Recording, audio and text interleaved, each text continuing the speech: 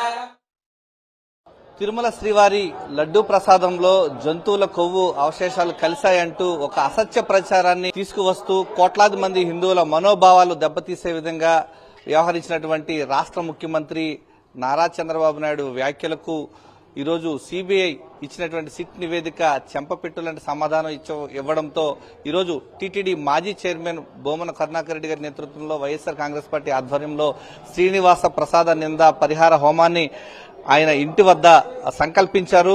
ప్రస్తుతం టీటీడీ మాజీ చైర్మన్ భూమన కరుణాకర్ రెడ్డి గారు మనకు అందుబాటులో ఉన్నారు. సార్, ఓవరాల్ గా చూస్తా ఉంటే ఈ రోజు మీరు చేస్తున్నటువంటి హోమానికి సంబంధించి ఎలాంటి సమాధానం చెప్పబోతున్నారు? చంద్రబాబు నాయుడు గారు, పవన్ కళ్యాణ్ గారు ఎంత ఘోరాతి ఘోరమైన నీచాతి నీచమైన ఆరోపణ స్వామివారి మీదనే వేశారంటే, జగన్మోహన్ రెడ్డి సమయంలో పరిపాలనా కాలంలో లడ్డు పూర్తిగా జంతువుల కొవ్వు, అది కూడా ఆవు కొవ్వు, పంది కొవ్వు, చేప నూనెతో తయారు చేసినారు అన్నటువంటి నీచాతి నీచమైనటువంటి ఆరోపణలు చేయటం ద్వారా సాక్షాత్తు సుప్రీంకోర్టే ముఖ్యమంత్రిని అక్షింతలు వేసి సిబిఐ నేతృత్వంలో సిట్ను ఏర్పాటు చేయడం జరిగింది. 1.5 సంవత్సరాలుగా ఆ దర్యాప్తు జరిగి 3 రోజుల క్రితం వాళ్లు కోర్టుకు నివేదించడం జరిగింది.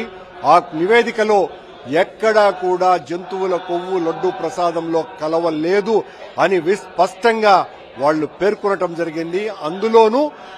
ఇందులో ఎక్కడా కూడా రాజకీయ పరమైనటువంటి ప్రమేయం లేదు అన్నటువంటి విషయాన్ని కూడా వాళ్లు పేర్కొన్నారు. స్వామివారి ప్రసాదం మీద ఇంత దారుణమైనటువంటి నింద మోపిన చంద్రబాబు, పవన్ కళ్యాణ్ గారుల యొక్క ఘోరమైనటువంటి ఆలోచన స్వామివారి ప్రసాదం మీదనే పడింది కాబట్టి, శ్రీనివాసుని మీదనే నింద పడింది కాబట్టి, శ్రీనివాసుని మీద వేసినటువంటి ఈ నింద పరిహార హోమంగా ఈ రోజున స్వామివారి కోసమని నేను ఈ కార్యక్రమాన్ని నిర్వహించటం జరుగుతుంది.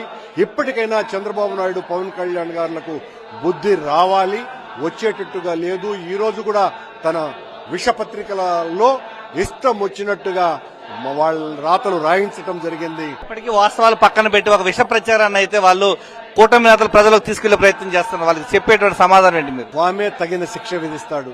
ఇంత నీచులకు, ఇంత రాక్షస ప్రవృత్తి కలిగినటువంటి వాళ్లకు, ఇంత పశు ప్రవృత్తి కలిగినటువంటి వాళ్లకు భగవంతుడు కనపడడు, కేవలం గుడిలోనే ఉంటాడు అన్నటువంటి ఒక నమ్మకంతో వాళ్ళు చేస్తున్నటువంటి ద్రోహం ఇది. ఈ ద్రోహులకు ఖచ్చితంగా స్వామివారు బుద్ధి చెప్పి చెప్తారు. తిరుమల శ్రీవారి యొక్క కూటమి నేతలు చేసినటువంటి విష ప్రచారానికి ఖచ్చితంగా సమాధానం చెప్తారంటున్నారు టీటీడీ మాజీ చైర్మన్ భూమన కరుణాకర్ రెడ్డి గారు. శ్రీనివాస ప్రసాద నింద పరిహార హోమం అయితే ప్రస్తుతం ప్రారంభమైంది.